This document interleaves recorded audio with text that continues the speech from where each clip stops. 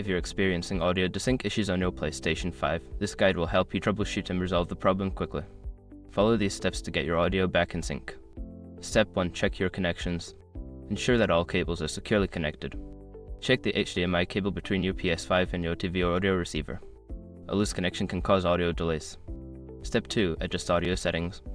Go to the PS5 settings menu, select sound, and then audio output. Make sure the correct output device is selected and adjust the audio format settings if necessary. Step 3. Update system software. Make sure your PS5 is running the latest system software. Go to Settings, then System, and select System Software Update. An update may fix bugs causing audio desync. Step 4. Test different audio formats. In the audio output settings, try switching between different audio formats such as PCM or Bitstream. Some formats may work better with your specific setup. Step 5. Restart your console. If the issue persists, restart your PS5.